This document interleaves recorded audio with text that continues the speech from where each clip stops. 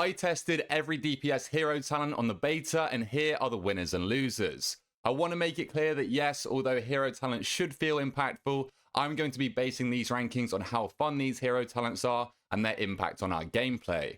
So in no particular order, I'm first starting with the Diabolist hero talents for Demonology and Destruction Warlocks. In my opinion, this hero talent is everything that a hero talent should look, feel, and play like. So to be honest, it's probably my favorite so far. Visually, the Diabolist is second to none. As a Warlock, your class fantasy is all about the dark arts and summoning the Burning Legion to do your bidding. So seeing glimpses of some of the most powerful demons coming to your aid through your rotation fits perfectly, and quite frankly, looks badass. Not only do we have all of these different demons that can appear, they also all interact differently with our rotation and impact our gameplay massively. Whether you proc an Infernal Bolt to generate even more soul shards, or whether your main spender transforms into a Ruination to decimate all mobs for massive damage, every time a Diabolic Ritual ends, which is very frequently, your gameplay is always changing up, which is really fun and engaging. When playing on the Diabolist the other day, I was literally thinking to myself that this hero talent could even be fleshed out into 2 separate hero talents. That's how much depth there is. But then I realized, no, this is exactly what every hero talent should feel like, and the Diabolist tree is pretty much perfect. Next, we have the Frostfire Mage, mainly for fire specifically, but I do enjoy it for both. I've always stayed pretty clear of Fire Mage due to how cooldown reliant it feels, and you don't really do any damage outside of your combustion, but that feels like it changes with Frostfire Mage. Replacing Fireball with Frostfire Bolt and getting instant procs of this spell quite frequently really smooths out the rotation, especially outside of your cooldowns, as I rarely ever feel like I need to hardcast a Fireball. This for one feels great because you are even more mobile than Fire Mage already was, but now you're also generating and spending more hot streaks even quicker, which in turn allows you to get back into your Sun King's Blessing combustion and just chain even more instant pyros back to back. It's also a really cool concept in general, mastering both of the schools of magic and getting buffs from the mastery, but mainly the incredible burst you get from cooling down meteors and comet storms, which again, outside of cooldowns, this is a nice bump to your damage while you're getting them back, as especially in AoE, they do hit pretty hard. I wouldn't want to play a Frostfire Mage if my Comet Storm or Meteor were barely doing any damage because it would feel pointless, not to mention how cool the abilities look when they proc.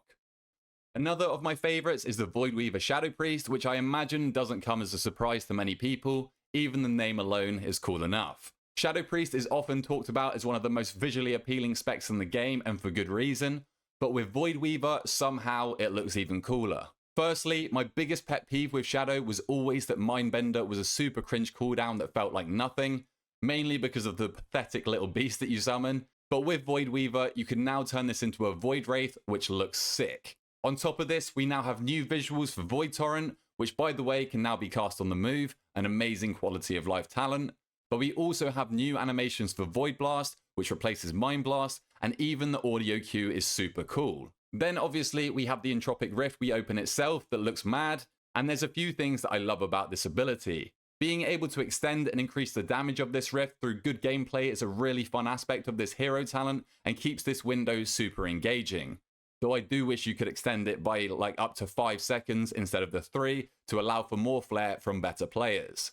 I also love that they have tied it to Void Torrent. Having this bursty damage window on a 30-second cooldown that feels really impactful and does a lot of damage feels amazing, and I look forward to pressing Void Torrent even more than I did before. And to add to that, I also never have to cancel my Void Torrent because I can move with it. This is everything I want a Shadow Priest to feel like, and I hope it ends up as the stronger of the hero talents for them. The Templar Retribution Paladin is also everything it should be. Cooling down assaults of Empyrean hammers through your whole rotation is perfect for the Paladin, and somehow it makes Ret feel even flashier than it already is.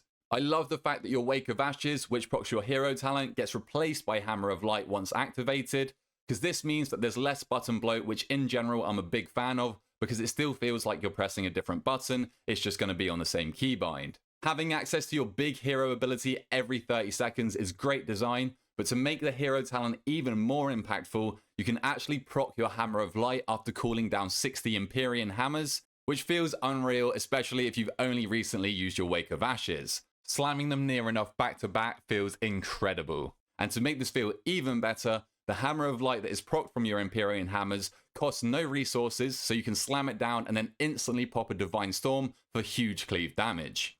But aside from your big beefy spender, throughout your whole rotation, you are constantly calling down these hammers which look great, fit the theme perfectly, and can even reward better players through extending your Shake the Heavens buff, which calls down additional hammers, particularly when you use your Holy Power spenders. And finally, the last of the favourites so far, we have the Scale Commander Evoker.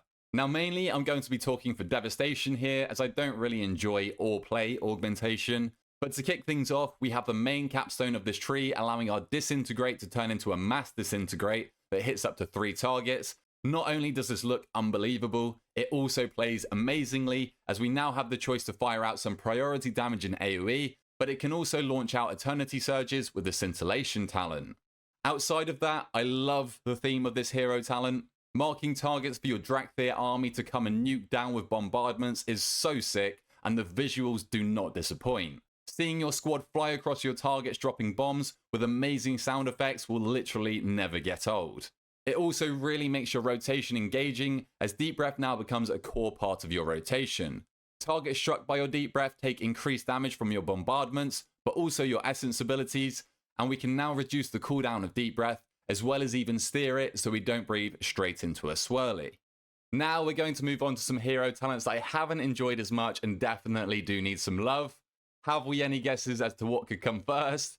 Yes, it is the pack leader for Hunters. This is probably by far the most boring hero talent in the game, especially when you compare it to the potential that you could have through combining survival and beast mastery. These specs linked together should be all about summoning an army of beasts to help you and maybe strengthening that bond to do even more damage, or you could even go the route of buffing your main pet massively, but also giving it a visual buff to feel impactful and look cool. Instead, we have a purely passive hero talent that you barely even notice is enabled.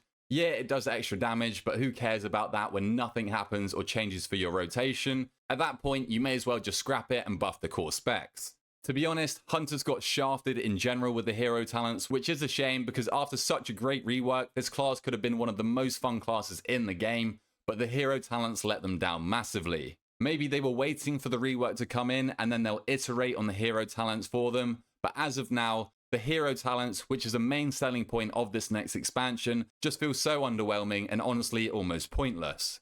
The next hero talent that I think needs help is Balance's Keeper of the Grove. I really like the concept and how they bridge the gap between Resto and Moonkin here, but how they've executed it is just not it.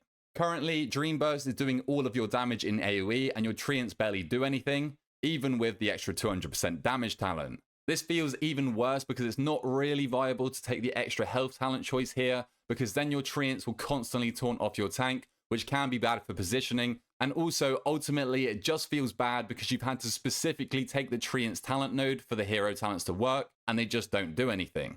To fix this, I'd buff the damage of the Treants, but also make them a really short cooldown at the cost of their taunt, so you actually feel like a Keeper of the Grove, where you're constantly benefiting from your hero talent, not just every 45 seconds. The Moonfires from them feel pretty pointless as well in balance spec, because you make sure that everything is dotted anyway for your mastery, so instead they could maybe apply a Stellar Flare or Wild Mushroom for extra damage, but this would also apply the Waning Twilight debuff, which would then make the hero talent feel impactful. These are ideas that I've literally just thought of as I'm making notes for this video, but it's really that easy. Make the Treants impactful, we don't really care about the Dream Burst damage. And finally, the last hero talent that needs God is the Rogue. Now, all of the Rogue hero talents feel very lackluster, passive, and just plain boring. We have Fatebound for Outlaw and Assassination that for whatever reason is dealing cosmic damage. No idea how that fits into Rogue thematically, but honestly, that's the least of its problems. When testing this, it literally didn't even feel like I had this hero talent enabled. You basically just deal extra damage regardless of what side of the coin is flipped, and if you're lucky enough to flip the same side 7 times, then you gain a 7% increase to your agility. Again, believe me, you will literally not even notice this gain. Trickster has been super weird from the introduction of this hero talent. At first, they tried to make Feint a rotational ability. They've since then changed this, but are still trying to get us to use Distract in our opener, which no singular rogue would ever want to do. These talents force you into Killing Spree for Outlaw, which honestly, I don't mind at all personally. I love that ability, and I think honestly most rogue players do. And when you finally proc your coup de grace, it's super underwhelming, but it also locks you out of all of your other abilities while casting it, which just feels super bad on a GCD locked class, especially when you're basically just pressing dispatch. Now, this could be a lot cooler in my opinion if it transformed your dispatch into a death from above for those that remember that button, but for now, we're just stuck with another dispatch. And lastly, we have the Deathstalker. I want to make it clear that I am no expert when it comes to Assa or sub, but pressing ambush inside your stealth windows in assassination is the last thing that we want to do when we could instead be spreading groats, which makes up a lot of our damage. The marks are super passive, feel like they do nothing, I don't notice them when it busts my finisher, and if I have multiple marks on my target, it feels like I can never even proc my buffed finisher. Rogue is severely down bad right now alongside Hunter, so Blizzard, please help them both.